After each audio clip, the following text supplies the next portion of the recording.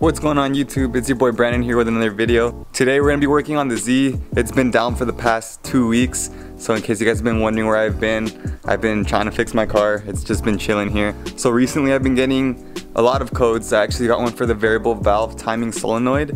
And the car's been running really bad, really horrible. It's having multiple misfires and it's just, I mean, you can't really drive it. So today we're going to try to fix that.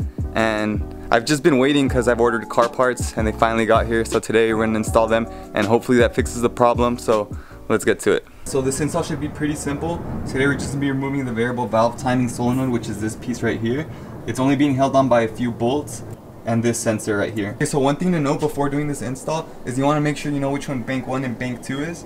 So basically, this is gonna be the right hand side of the car, which is the passenger side. This is all gonna be where cylinder 1 is, so this is gonna be considered bank 1. All the sensors and stuff that are over here are considered bank 2. So we have the bank 1 solenoid here, the bank 2 solenoid right here.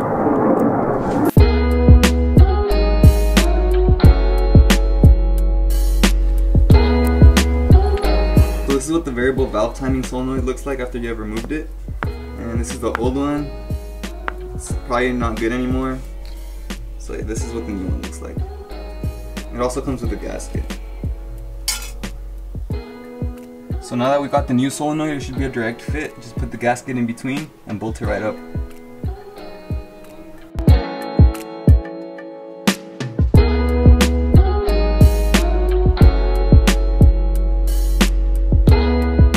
So there it is, the new solenoid and the gasket.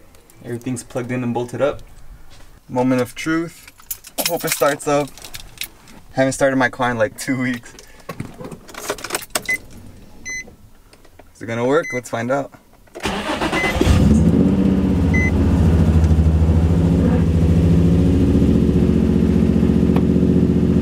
Well, it's running a little better, but you can still hear it.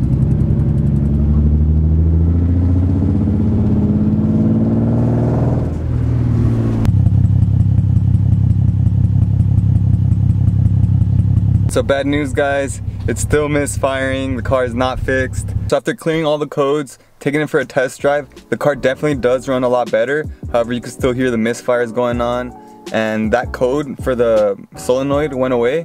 I'm just left with 2 more codes, which is random misfires and cylinder 5 misfire. So it's probably gonna be a coil pack or a spark plug in cylinder 5.